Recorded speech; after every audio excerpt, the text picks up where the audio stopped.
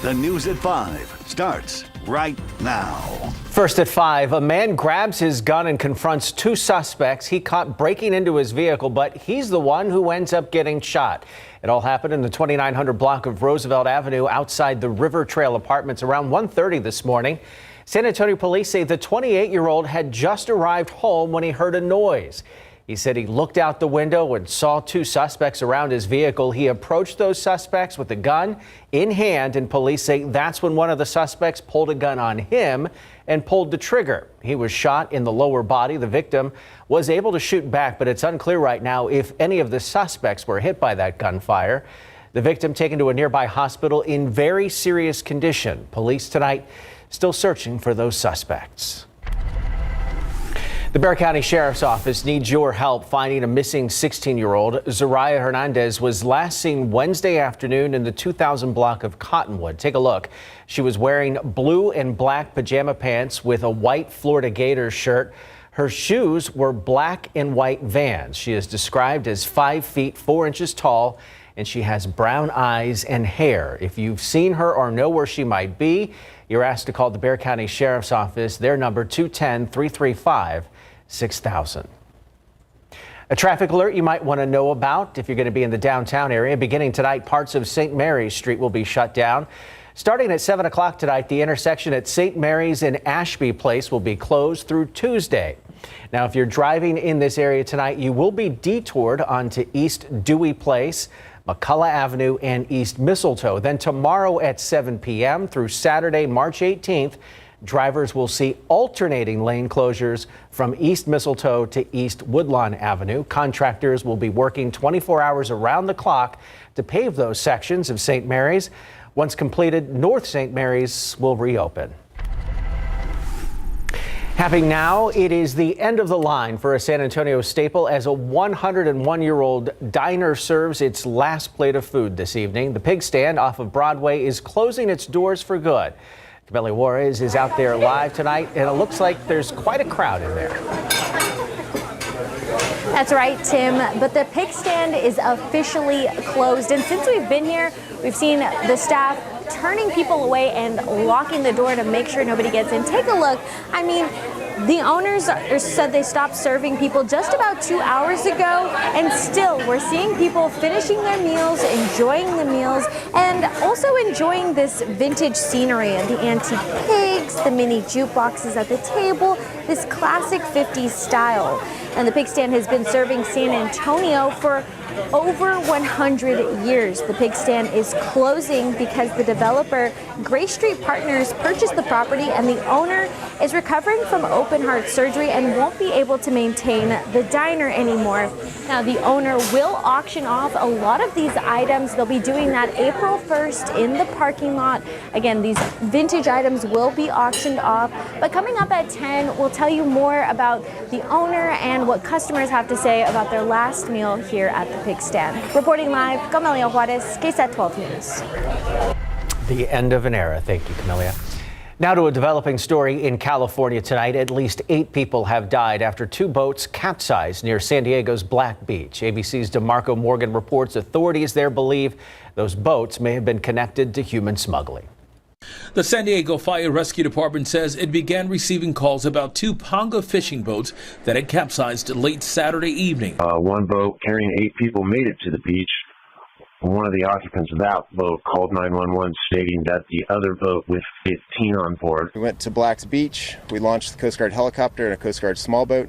Authorities say a woman called 911 and said she was on one of the boats. That person reported that there were approximately 15 people and 8 people on 2 vessels that had overturned at Torrey Pines City Beach in San Diego. The lifeguard dispatcher used the GPS data from the caller's phone to locate the scene, according to authorities. When lifeguards arrived on scene, we arrived in rescue mode. We did the best we could to recover people from the water, try and find survivors. And the lifeguards, after about an hour of searching and recovering bodies, we were in recovery mode. It is unclear what caused the boats to capsize, but authorities said fog, rough surf, and pitch black conditions likely contributed. This is the one of the worst maritime smuggling tragedies that I can think of in California, certainly here in the city of San Diego. Border Patrol says they will continue to work with officials in Mexico as they investigate this tragedy. DeMarco Morgan, ABC News, Los Angeles. Still ahead on the news at 5, we are introducing you to a local woman whose social justice work is making an impact not just here in San Antonio, but all across the world. How her selflessness is being honored on a big stage. Welcome back. This week, the World Affairs Council of San Antonio will present their annual International Citizen of the Year Award. It is the nonprofit's way of highlighting a local community servant making a global impact. Alyssa Cole met with this year's recipient and has more on her story. Service does make a difference. This year's recipient is Wahida Kara. The World Affairs Council is highlighting Kara's social justice work that has made an impact for more than 35 years. When we wake up every day, faith, work, family, those are all very important part of our lives.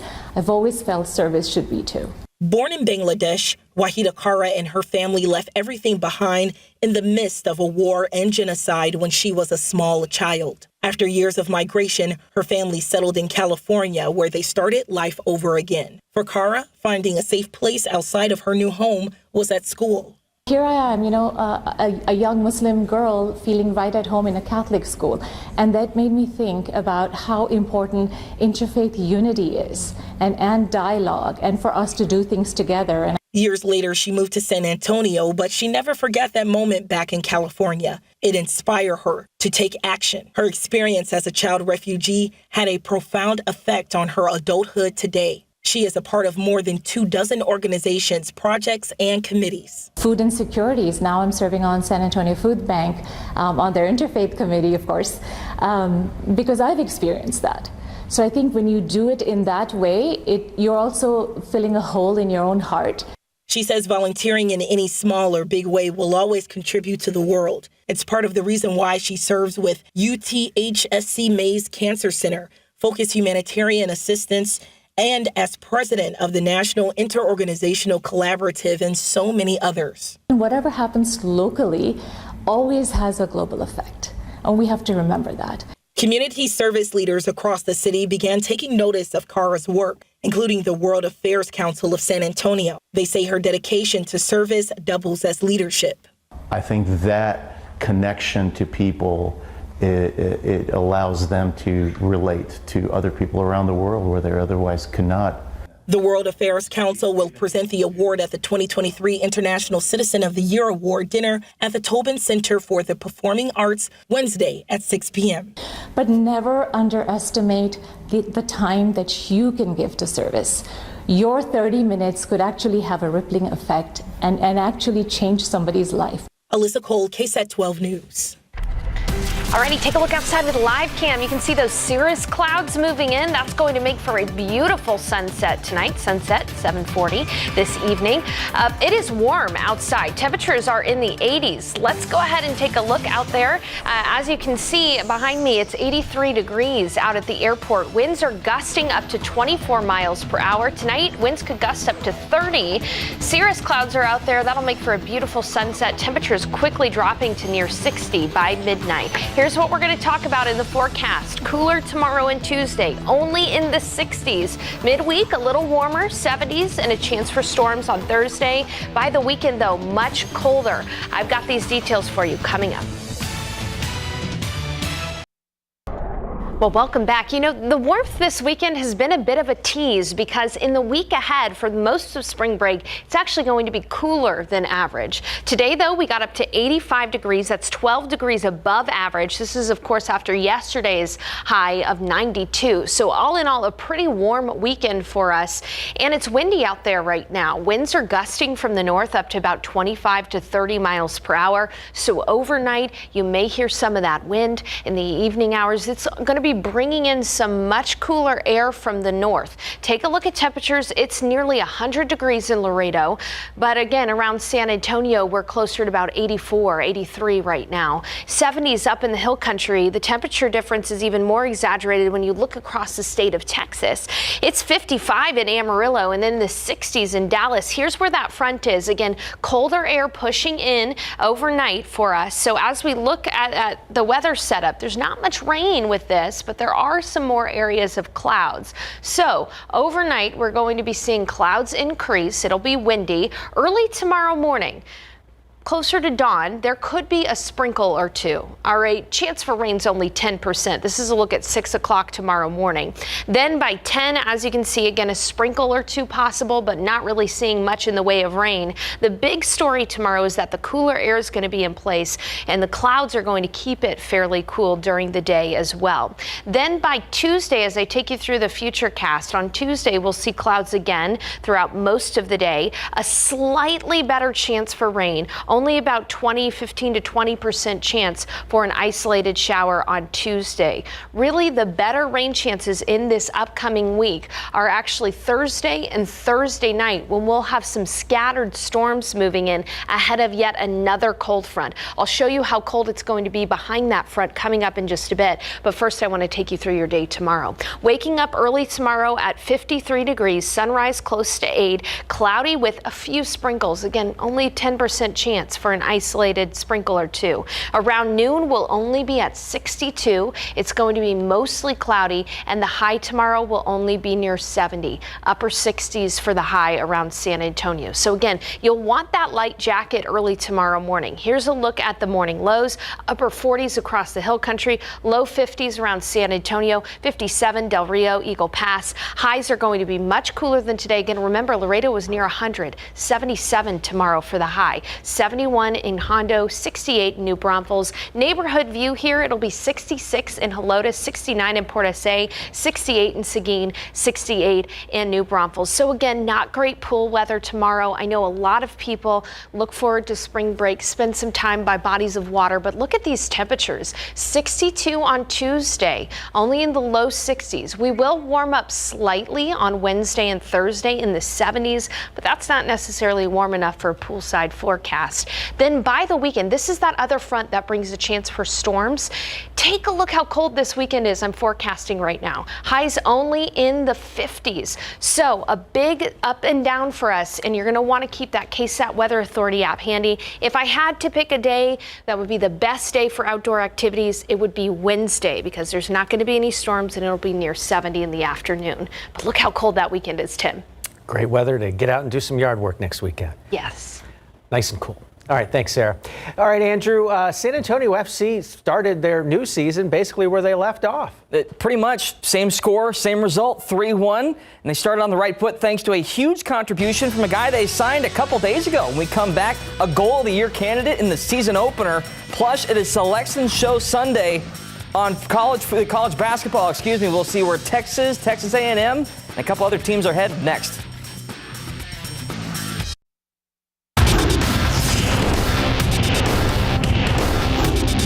I mean, I knew my spot I was supposed to hit, and so just kind of followed it. The ball, a great ball. I can't say it was overhit, but I, couldn't get it with the head, so I turned and stuck my leg up there and ended up smashing it in the back of the net.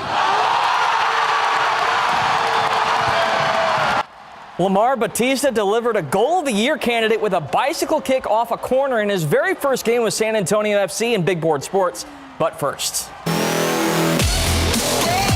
2 days after a thrilling home win over the Nuggets, the Spurs are back in action at the AT&T Center tonight to host the Thunder. Oklahoma City has won 4 of their last 5 games, while the Spurs have won 3 of their last 5. San Antonio can thank Sandro Mamukelashvili for their win against the Nuggets on Friday night. He outscored MVP frontrunner Nikola Jokic in the fourth quarter with 11 points on 4 of 5 shooting. Not bad for a guy who was just claimed off waivers from the Bucks a little over a week ago.